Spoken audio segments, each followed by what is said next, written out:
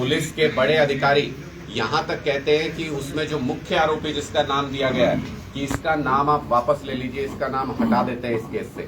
इसका मतलब पुलिस के बड़े अधिकारियों की सरपरस्ती में, पॉलिटिकल सरपरस्ती में ये पूरा नशे का कारोबार यहाँ पर चल रहा है। लेकिन आम आदमी पार्टी ने बहुत स्पष्ट तरीके से आज भोग पे भी उसके बाद जो चर्चा हुई वहां स्थानीय लोगों के साथ, और हमारा भी ये स्पष्ट मत है, मैं उन सारे अधिकारियों को और भारतीय जनता पार्टी की सरकार को 48 घंटे का अल्टीमेटम देने के लिए आज हम यहां पर पहुंचे हैं। ऐसा नहीं है कि आम आदमी पार्टी के किसी कार्यकर्ता की कुर्बानी बेकार चली जाएगी।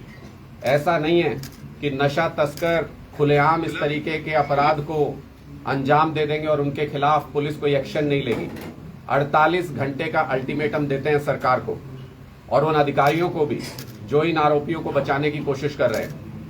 जिस आरोपी को, जिसके ऊपर मैं आपको नाम पढ़ के बता रहा हूं और उनके ऊपर दर्जनों एफआईआर, बलविंदर सिंह और भुंदड़, ये उसी गांव के, रोडी गांव के रहने वाले हैं। इनके ऊपर दर्जनों एफआईआर है। ये लिस्ट है पूरी इनके ऊपर जो पहले भी एफआईआर दर्ज है। और किस चीज की एफआईआर दर्ज है? आर्म्स एक्ट में इनके ऊपर 4 एफआईआर है। मतलब ये अवैध हथियार रखते हैं, चलाते हैं, उसके पहले से इनके ऊपर आरोप दर्ज है। धोखाधड़ी की इनके खिलाफ एफआईआर है, 302 हत्या की एफआईआर है, 307 हत्या के प्रयास की एफआईआर है। और अब नशे की तस्करी की भी इनके ऊपर एफआईआर है पहले से। ऐसा आरोपी, ऐसा व्यक्ति पुलिस की पकड़ से बाहर कैसे है? सबसे पहला तो ये सवाल है। इतनी एफआईआर होने के बावजूद, इतने सारे इनके खिलाफ शिकायतें होने के बावजूद ऐसे व्यक्ति को खुले समाज में पुलिस ने छोड़ रखा है। इसके खिलाफ सबूत इकट्ठा करके इसको जेल नहीं भिजवाया अभी तक। ये अपने आप में बताता है कि इसके ऊपर किसी बड़े व्यक्ति का हाथ है। मेरा सीधा सवाल ये है, या तो पुलिस 48 घंटे के अंदर इस व्यक्ति को गिरफ्तार करे या फिर सार्वजनिक करे कि किस मंत्री या किस बड़े नेता का हाथ इस व्यक्ति के सर पर है। अगर पुलिस के बस की बात नहीं है तो हम सीधे सरकार से टकराने की हिम्मत रखते हैं। हम उस मंत्री का घेराव करके, हम उस मंत्री से सवाल जवाब करके वहां से इसको कराने की हिम्मत रखते हैं। लेकिन कोई भी नशे के तस्करों के खिलाफ आवाज उठाने वाले की हत्या हो जाए और वो उसका जो जीवन चला गया वो व्यर्थ चला जाए, ऐसा आम आदमी पार्टी होने नहीं देगी। हम इस संघर्ष को सड़क पर लेकर के उतरेंगे, चाहे हमें डीएसपी ऑफिस का घेराव करना पड़े, चाहे एसपी ऑफिस का, चाहे मंत्री का, या हमें मुख्यमंत्री के दरवाजे तक जाना पड़े।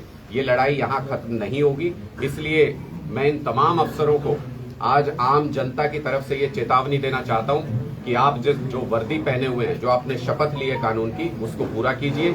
इनको तुरंत प्रभाव से इस व्यक्ति को गिरफ्तार किया जाना चाहिए, वरना सरकारें तो आती जाती रहती हैं। कहीं आप बीजेपी सरकार की सरपरस्ती में ये सोचते हो कि हम अपने आकाओं को खुश कर लेंगे, साल भर के बाद ये सरकार नहीं रहेगी। ये सब उन अफसरों के लिए मैं कह रहा हूँ जो इन नशा तस्करों का साथ दे रहे हैं कि साल भर बाद ये सरकार नहीं रहेगी, लेकिन हम जरूर यहीं पर रहेंगे। और हमें ये याद भी रहेगा जो कुछ आप आज कर रहे हैं, आप गिरफ्तार करेंगे तो भी याद रखेंगे और गिरफ्तार नहीं करेंगे तो भी याद रखा जाएगा इस बात। आप इस मर्डर को लेकर किसी पुलिस के अधिकारी से मिले? परिवार के लोग, मैंने आपको बताया अभी, परिवार के लोग पुलिस के अधिकारियों से मिले और जो उनका रवैया है वो बहुत ही शर्मनाक और निंदनीय है। मैं आज वो नाम इसलिए नहीं बता रहा हूं कि 48 घंटे के बाद जब हम अपनी कार्रवाई आगे करेंगे तो हम उसमें उस नाम को भी उजागर करेंगे, उनके द्वारा किए गए बर्ताव को भी उजागर करेंगे। पुलिस के सीनियर अधिकारी परिवार के सदस्यों को ये कहते हैं कि इसमें जो मुख्य आरोपी, जिसका परिवार के लोगों ने तस्दीक करके बताया कि ये इसमें शामिल है, जिसके खिलाफ पहले से एफआईआर दर्ज है, उसके नाम को वापस लेने के लिए, उसका नाम हटाने के लिए परिवार के ऊपर दबाव बनाते हैं पुलिस के अधिकारी। इससे शर्मनाक कुछ हो नहीं सकता। अपनी वर्दी के साथ, कानून के साथ, संविधान के साथ ऐसे अधिकारी दगा करते हैं। इसलिए आज हम खुले तौर पर यह कहने के लिए आए हैं कि ये लड़ाई, अगर आप सोचते हैं कि आवाज दब जाएगी, परिवार चुप बैठ जाएगा, आम आदमी पार्टी चुप बैठ जाएगी, ऐसा होगा नहीं किसी भी हालत में। इन अफसरों को हम 48 घंटे का समय देते हैं अपनी ड्यूटी करने के लिए, कोई कानून से बाहर जाके कोई काम करने के लिए नहीं, अपनी ड्यूटी करने के लिए। जो इनको 12 दिन पहले कर देनी चाहिए थी, वो ड्यूटी करने के लिए 48 घंटे का इनको समय देते हैं। उसके बाद पार्टी, परिवार और समाज सब मिल करके इस संघर्ष को आगे बढ़ाएंगे। क्या मोड रहेगा आपके एजुटेशन का? 48 घंटे के बाद हम उसके बारे में आधिकारिक तौर पे घोषणा करेंगे, परिवार से और समाज से चर्चा करने के बाद। और कोई सवाल किसी बारे में तो आप पूछ सकते हैं। से हटके बता रहा कुछ आप जो पूछ रहे हैं क्या चल रहा है पार्टी का राजस्थान में आम दो पार्टी चीजें हैं। एक दिल्ली में शराब घोटाला हुआ, आपकी जो सीनियर लीडर है वो अरेस्ट हो रहे हैं। हरियाणा में शराब घोटाला हुआ, कोई कार्रवाई नहीं हुई। देखिए, बहुत महत्वपूर्ण सवाल आपने पूछा। मैंने बताया कि नशे का कारोबार पूरा ही, वो ड्रग्स से लेकर शराब तक, वो सारा सरकार की सरपरस्ती में चल रहा है। अब ये कोई छुपी हुई बात नहीं है। अभी पिछले दिनों रिपोर्ट आई जब ये जहरीली शराब पी के लोगों की मौत हो गई यमुनानगर में, उससे पहले पानीपत में, उससे पहले सोनीपत में कई घटनाएं हो चुकी हैं हरियाणा के अंदर, लेकिन कभी जांच नहीं हुई इस मामले की। अब जब आबकारी विभाग ने, अधिकारियों ने जब जांचने की कोशिश की कि कहां कहां क्या है, तो पता चला 9 लाख बोतलें जो हैं शराब की, वो सरकारी रिकॉर्ड से गायब हैं। वो सरकारी रिकॉर्ड से गायब हैं। उनका इस्तेमाल क्या उन बोतलों में नकली शराब भर के बेचने के लिए किया जा रहा है, क्या उसमें मिलावट हो रही है, क्या उसकी तस्करी हो रही है, इसके बारे में सरकार के पास कोई जानकारी नहीं है। ये अपने आप में बताता, और कोई डिस्ट्रिक्ट ऐसा नहीं है। सिरसा तो उसमें सबसे ज्यादा मुझे पता लगा कि 22,000 के आसपास जो पेटियां हैं वो उसमें सिरसा जिले की हैं। और ऐसी स्थिति नजर आती है कि बिल्कुल कानून का राज खत्म हो गया हो और गुंडे, मवाली, तस्कर, नशाखोर ये अपनी मनमर्जी कर रहे हो, ऐसी स्थिति राज्य में नजर आ रही है। कानून व्यवस्था की स्थिति के साथ साथ आबकारी विभाग पूरी तरह से फेल हुआ है। अगर शराब घोटाले की कहीं जांच करनी है ईडी और सीबीआई को, तो हरियाणा से बेहतर जगह नहीं हो सकती। इसलिए हम आमंत्रित करते हैं उन एजेंसियों को जो इधर उधर अपना समय खराब कर रहे हैं, जहां सैकड़ों छापे मारने के बाद भी उनको 100 रुपए काला धन भी बरामद नहीं हुआ। उन एजेंसियों को आमंत्रित करते हैं कि हरियाणा आइए। यहाँ सैकड़ों लोग अपनी जान गंवा चुके हैं नशे की वजह से, शराब की वजह से, अवैध शराब की वजह से। यहाँ अगर शराब घोटाले की जांच करेंगे तो बड़े बड़े खिलाड़ी आपको पकड़ में आएंगे। आप काफी समय से इसकी मांग कर रहे हैं, जांच की मांग। जाहिर सी बात है सरकार भी इससे दरकिनार करेगी। क्या इसकी मांग को लेकर कोई प्रोटेस्ट की भी योजना है? देखिए, निश्चित तौर पे इन मुद्दों को लेकर के हम कंक्लूजन तक लेकर के जाएंगे, लेकिन आज के दिन में जो स्थिति है, आप खुद सोच के देखिए कि जो गृह मंत्री हैं हरियाणा के, वो मैं सुन रहा हूं उनका बयान कि क्या उनकी नीयत है भ्रष्टाचारियों के प्रति या क्या उनकी नीयत है आरोपियों के प्रति। उसका अंदाजा आप इसी से लगा सकते हैं कि वो पिछले 1 साल से मीडिया में ये बता रहे हैं कि भूपेंद्र हुड्डा जी के लिए जेल में कमरा तैयार है, भूपेंद्र हुड्डा जी के लिए जेल में कमरा तैयार है। मुझसे कोई मीडिया के साथी पूछ रहे थे तो मैंने उनको कहा कि विज साहब को जाके ये बताइए कि आपके पास साल भर का समय है, या तो उस कमरे का इस्तेमाल कर लीजिए और जो आरोप आप लगाती थे भारतीय जनता पार्टी भूपेंद्र हुड्डा जी पे कि उन्होंने भ्रष्टाचार किया है, उसकी जांच करके भूपेंद्र हुड्डा जी को जेल भेज लीजिए। या फिर साल भर के बाद ऐसा ना हो कि उस आम आदमी पार्टी की सरकार आ जाए और उस कमरे का इस्तेमाल भूपेंद्र हुड्डा जी और अनिल विज जी की बातचीत उसी कमरे में गुफ्तगू हो, इन दोनों के लिए हमको करना पड़े। ऐसा समय ना आए, इसलिए अपने कार्य को पूरा कीजिए। साल भर आपके पास है। भ्रष्टाचारियों को, जिन्होंने गलत काम किया है, जो नशे के तस्कर हैं, उनको जेलों में डालिए। युवाओं को 75% नौकरी वाला जो हाईकोर्ट ने रिजेक्ट कर दिया है, उसके बारे में देखिए, वो एक बहुत कमजोर कानून बनाया गया था और जानबूझ के ऐसा किया जाता है। भारतीय जनता पार्टी और जेजेपी हरियाणा के युवाओं के साथ धोखा कर रही है और प्लान्ड तरीके से कर रहे हैं। भारतीय जनता पार्टी ने करीब 30 से ज्यादा परीक्षाएं ली और कहा कि युवाओं को नौकरी देंगे, लेकिन हर परीक्षा का अंत वही हुआ कि वो उस परीक्षा को लीक करवा देते हैं एक सरकारी सरपरस्ती में, और उसके बाद उस परीक्षा को रद्द कर दिया जाता है। 30 से ज्यादा परीक्षाएं रद्द हुई। यानी सरकारी नौकरी देने में भारतीय जनता पार्टी और जेजेपी की सरकार पूरी तरह से फेल हो गई।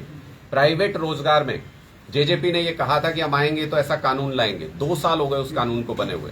ये तो अब कोर्ट ने उसको कानूनी रूप से कमजोर पाया और उसको खत्म कर दिया कानून को, और सरकार ने कोई पैरवी भी नहीं की कोर्ट के अंदर, मजबूत पैरवी नहीं की, क्योंकि ये तो जाल था युवाओं को उसमें उलझा के रखना और चुनाव से पहले उसको गिरा देना। आप कह रहे हैं सुप्रीम कोर्ट में चैलेंज देंगे। मैं दुष्यंत चौटाला जी को चुनौती देता हूं कि 2 साल इस कानून को बने हुए हो गए, वो स्पष्ट करें, व्हाइट पेपर जारी करें कि कितने युवाओं ने इस कानून के तहत आवेदन किया और क्या उनमें से एक युवा को भी प्राइवेट सेक्टर में रोजगार इस कानून के तहत मिला है। ये पूरी तरह से टीथलेस कानून था, ये पूरी तरह से नाकाम और पूरी तरह से कमजोर कानून था। इसमें किसी युवा को प्राइवेट सेक्टर में कोई नौकरी नहीं मिली और अंत में कोर्ट में वही हुआ जिसकी प्लानिंग सरकार ने पहले से तैयार की थी कि बच्चे सालों तक घूमते रहेंगे और उसके बाद इस कानून को रद्द करा देंगे और कोर्ट में घुमाते रहेंगे, जैसे ये बाकी नौकरियों को कोर्ट में घुमा रहे हैं। आप इस कानून के पक्ष में या खिलाफ हैं? हरियाणा के युवाओं को रोजगार मिलना चाहिए और पूरी ताकत के साथ सरकार को उसके लिए पॉलिसी बनानी चाहिए। अगर वो 30 परीक्षाएं हो जाती और उससे हजारों बच्चों की नौकरी लग जाती तो हम उन सरकारी नौकरियों के भी पक्ष में हैं। और अगर 75% आरक्षण के तहत हरियाणा के युवाओं को प्राइवेट सेक्टर में रोजगार मिल जाता तो हम उसका भी स्वागत करते हैं। लेकिन सिर्फ राजनीति करने के लिए ऐसे हथकंडों का इस्तेमाल करने की हम आलोचना करते हैं। और सरकार के लिए, अब पंजाब में तो ऐसा कोई कानून नहीं है, लेकिन उसके बावजूद 38,000 नौकरियां सरकारी और 30,000 जो लोकल जो लोगों को नौकरी मिली हुई थी, अस्थायी नौकरी मिली हुई थी, उनको पक्का किया। इतनी नौकरियों के बावजूद प्राइवेट सेक्टर में 3 से 3.5 लाख रोजगार पैदा किए। ये पंजाब सरकार ने करके दिखाया, जो आपके बिल्कुल पड़ोस में है। हरियाणा सरकार भी चाहती तो ऐसा कर सकती थी, लेकिन आज हरियाणा में 1,80,000 से ज्यादा सरकारी नौकरी के पद खाली हैं। ये दुर्भाग्य है हमारा कि हमें ऐसी सरकार मिली पिछले 9 साल के अंदर जो ना प्राइवेट सेक्टर में हरियाणा के युवाओं को रोजगार दिला पा रही है, ना सरकारी सेक्टर में। 5 राज्यों में विधानसभा चुनाव है। कांग्रेस, बीजेपी, दूसरी पार्टियां दावा कर रही है कि सरकार बनाएगी। आप पार्टी क्या दावा कर रही है? देखिए, आम आदमी पार्टी भी सीमित संसाधनों में, हम एक छोटी पार्टी है और सीमित संसाधन है, उसमें हम जितनी ताकत से चुनाव लड़ सकते हैं हम सभी राज्यों में चुनाव लड़ रहे हैं और अच्छे नतीजे निकल के आएंगे। आम आदमी पार्टी लगातार पूरे देश के अंदर अलग अलग राज्यों में अपने पांव फैला रही है।